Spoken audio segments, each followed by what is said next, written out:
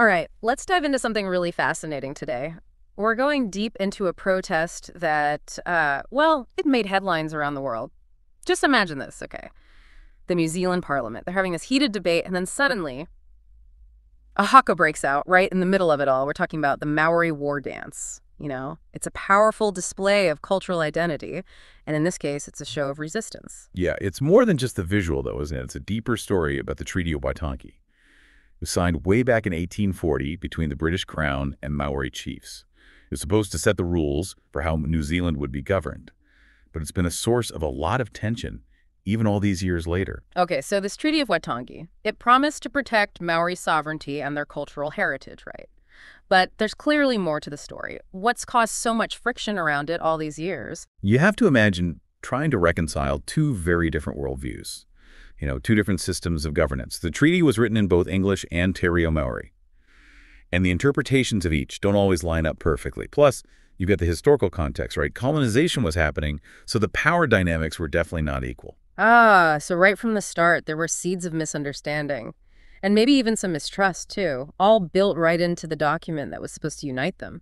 Yeah, exactly. And those seeds grew into some really, let's say, thorny issues. We're talking about land rights, resource management, cultural representation, all the things at the core of Maori identity, all the things that define their place in New Zealand society. And that brings us to the spark, the thing that ignited this protest in the first place. What exactly happened? So the ACT New Zealand Party, the Conservative Party, if you're not familiar, introduced this bill that was looking to, I guess you could say, re-examine some aspects of the Treaty of Waitangi. They argued that all these policies aimed at supporting Maori communities were actually disadvantaging non-Indigenous New Zealanders.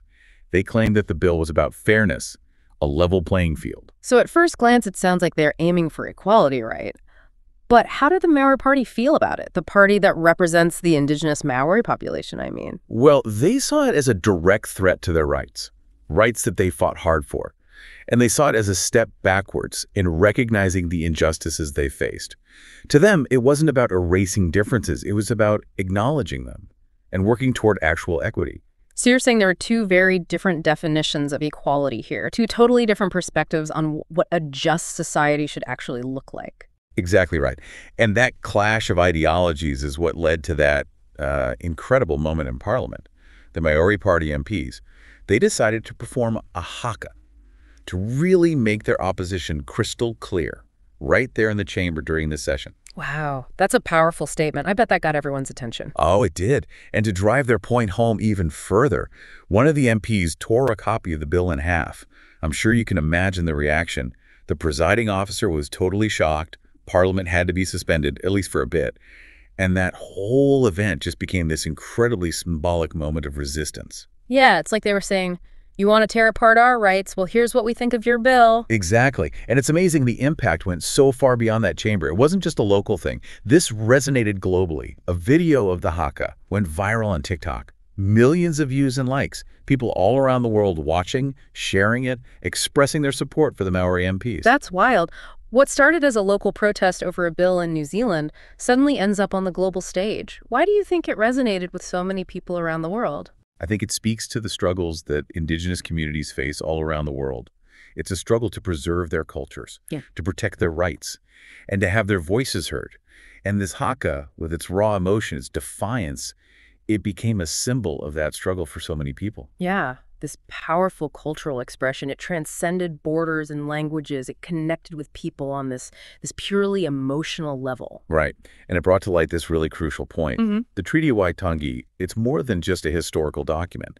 It's a living symbol of Maori rights and their place in New Zealand. So when this bill comes along, and it seems to undermine that symbol, it's no wonder the reaction was so strong. Okay, so we've got the history, the spark that ignited the protest, and a glimpse at its global impact. But before we go deeper into the arguments about the bill, let's take a closer look at the treaty itself.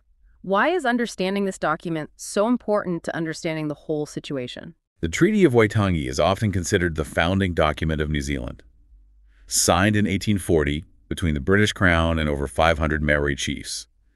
It was supposed to set the rules for how New Zealand would be governed, and to make sure Maori rights and interests would be protected. But it hasn't really worked out that way, has it? not entirely. It's been the center of a lot of debate ever since it was signed. Why is that? It's this foundational document, but also a source of so much division and conflict. Well, first of all, we have to keep the historical context in mind. This was during a period of British colonial expansion. And lots of Maori chiefs felt like they were pressured to sign. Maybe they didn't totally understand all the implications or how much power it would give to the British crown. Makes sense. Sounds like the circumstances surrounding its creation were already kind of setting things up for disagreements later on. Exactly. And then on top of that, you have the issue of different interpretations. It was written in both English and Te Reo Maori, right? And there are differences between the two versions. Those differences have led to a lot of debates about the true intention of the treaty and how much it actually guarantees Maori sovereignty and self-determination. So it's not just the legal interpretation then. It's about how these different understandings of the treaty shape the relationship between the Maori people and the government today. You got it. And that's why this bill, even if it never actually becomes law, has stirred up so much controversy. A lot of people see it as an attempt to, take away some Maori rights and to undermine what the treaty guarantees about protection and partnership. So it's almost like reopening old wounds, reminding everyone of those power imbalances that have existed since the beginning. That's why the Haka protest was so powerful. It wasn't just about opposing one bill. It was about showing how important the Treaty of Waitangi still is and demanding that its promises are actually followed through on. Okay, so we've laid the groundwork. We've got the history, the treaty at the center of it all, and this dramatic protest that the whole world saw. Now let's dive into the specifics of the bill itself, the arguments on both sides, and what's really at stake. You ready to keep digging? Absolutely. Let's explore the arguments. So the folks supporting the bill, they basically said that the policies designed to help Maori communities were actually making things unfair for non-Indigenous New Zealanders. So their argument is that special treatment for Maori creates inequality for everyone else. Did they have specific examples? Yeah, they pointed to things like scholarships specifically for Maori students or government programs aimed at Maori economic development, those sorts of initiatives. And their view is that those programs, even if they're well-intentioned, end up causing more division instead of actually bridging the gap. I see what you mean. I mean, on the surface, the idea of treating everyone equally, regardless of their background, sounds pretty fair, right? But doesn't that kind of ignore the history we've been talking about, the systemic disadvantages that Maori have faced for generations? Yeah, and that's exactly what the people opposing the bill argued. They said that this colorblind approach completely ignores the very real legacy of colonization. It's like saying, okay, everyone, let's start a race. But some of us had to start miles behind the starting line because of things that happened a long time ago. Yeah, it's like pretending those historical injustices never happened, as if everyone's starting from the same place, which just isn't true. Exactly, and that's why so many people saw this bill as a step backwards. Not just in terms of reconciliation, but in terms of trying to build a truly just society. They argued that real equality means recognizing and addressing those past wrongs, not pretending they never existed. So for the people who oppose the bill, it's not about giving special treatment. It's about trying to level the playing field in a way that takes all of that historical baggage into account. Exactly. They believe that targeted support is absolutely necessary to help overcome those disadvantages that are so ingrained in the system and to create a more equitable future for all New Zealanders. Right. That makes sense. Now, let's switch gears for a minute and talk about the reaction to this protest from the rest of the world. We touched on it a bit earlier, but I'm curious, what was it about this protest that resonated with so many people globally? One of the things that was really striking was the huge amount of solidarity, especially from other Indigenous communities. They saw this haka as a symbol of resistance, this powerful assertion of cultural identity in the face of oppression. So it went beyond just New Zealand. It tapped into a larger shared experience of Indigenous peoples fighting for their rights and recognition. Absolutely. It became this rallying cry for Indigenous peoples all over the world, all facing similar challenges, land dispossession, cultural erasure, systemic discrimination. Were there any particular comments or reactions that stood out to you? So many people express admiration for the courage and passion of the Maori MPs. But I think what really struck me were the comments about the haka itself. People described feeling chills, being moved to tears, like the haka communicated this depth of emotion that words just couldn't. Yeah, it's almost like this ancient tradition passed down for generations suddenly found this new meaning and relevance on the world stage. Exactly. And it sparked these important conversations about cultural preservation. about protecting indigenous languages and traditions. There was this shared concern about the erosion of indigenous cultures everywhere. Wow. This one event in New Zealand, it connected the dots for people all over the world, highlighting these struggles that are happening everywhere. It was definitely a wake-up call. It reminded people that these issues need attention and action, too, not just in New Zealand, but everywhere. Okay, so we've covered the arguments about the bill and the global response. But let's go back to the Treaty of Waitangi for a minute. It's clearly at the core of this whole issue. Earlier you said that it's considered the founding document of New Zealand, but it's also been this source of tension and debate for all these years. Can you break it down for us? What are some of the key things people should understand about the treaty and its significance in New Zealand today? The Treaty of Waitangi, it's a complicated document, that's for sure, has a long and layered history. But a few key things stand out. First, it was signed back in 1840 between the British Crown and over 500 Maori chiefs. It was meant to be a framework for how New Zealand would be governed and to guarantee that Maori rights and interests would be protected. But right from the beginning, there were different ways people interpreted what it all meant. Different interpretations. Can you give me an example? One of the biggest differences is how people understand the idea of sovereignty. So the English version of the treaty, it suggests that Maori gave up their sovereignty to the British Crown. But the Maori version, it suggests that they actually kept their sovereignty, while giving the Crown the right to govern. And this huge difference in understanding has caused debate for almost 200 years. Wow, that's a pretty big difference. That sounds like right from the start, there were misunderstandings built into the very document that was meant to bring everyone together. No wonder it's been the center of so much conflict. Yeah, and it's important to remember the historical context, too. We're talking about colonial expansion. A lot of Maori chiefs might have felt pressured to sign the treaty. Maybe they didn't fully grasp the implications or the long-term consequences for their people. So you're saying there was this power imbalance from the very beginning that makes it even more complicated to figure out how to interpret the treaty and how to put it into practice. Exactly, and that historical baggage still influences the debates about the treaty today. Every time there's a new policy or a new law, especially if it touches on Maori rights or interests, the Treaty of Waitangi becomes the center of attention. It's like this historical document still looms large over politics in New Zealand today. And the bill we've been talking about, that's a perfect example, right? Absolutely. The fact that the proposed bill caused such a strong reaction, including that Haka protest, shows just how central the treaty is to Maori identity and how important it is to their sense of justice. It's fascinating how a document that was signed almost 200 years ago can still have so much power and relevance today. Yeah, and it's not just about the legal details. It's about the soul of New Zealand, its history, its values, how it sees itself moving forward, how New Zealand deals with the legacy of the Treaty of Waitangi. It says a lot about its commitment to reconciliation and its desire to build a society that is fair and just for all of its citizens.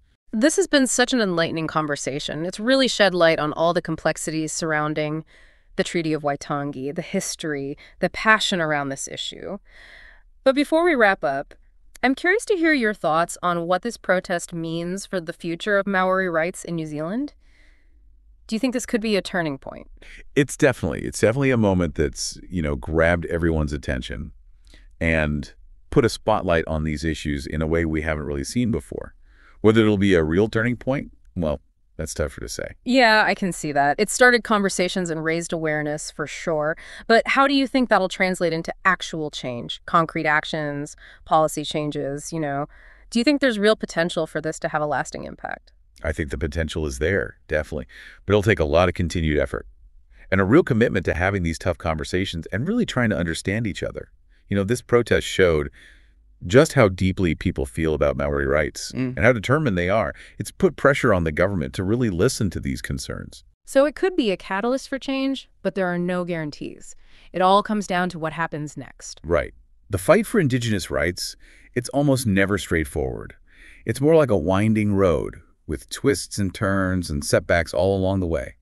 But moments like this, they can bring new energy to the movement, inspire a new generation of activists, and create some real momentum for progress. It reminds us that change often happens slowly, step by step, with a lot of hard-fought victories along the way. But sometimes you need a dramatic event, like this Haka protest, to shake things up and really change the direction of the conversation. Definitely. And while this specific bill might not end up becoming law, The debate that it started is definitely not over. It's forced New Zealand, and the whole world has been watching, to face some uncomfortable truths about its history and about the challenges that Maori are still facing. It's like this protest ripped a bandage off, exposing a wound that's been there for a long time. Now the question is, will there be a real effort to heal it? We'll have to see. But at the very least, it's brought the issue out into the open. It can't be ignored anymore. Well, this deep dive has given me a lot to think about. If you had to pick one key takeaway from all of this for our listeners, what would it be? I think the most important thing is this.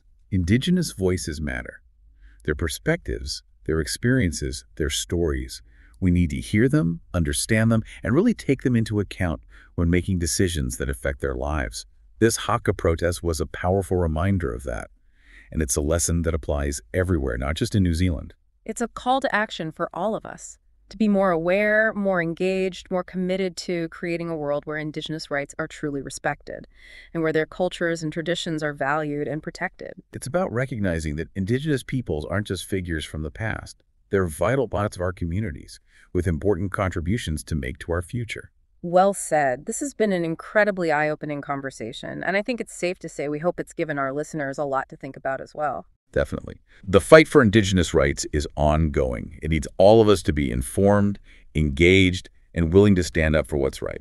Thanks for joining us on this journey. We encourage you to keep exploring these issues, learn more about the Treaty of Waitangi, seek out the voices of Maori and other Indigenous peoples, and find ways to support their communities wherever you are in the world. The road to a truly just and equitable world needs all of us to participate, to listen with open hearts and minds, and to work together to create a future that honors the rights and dignity of every single person. And that wraps up our deep dive for today. Thanks for listening.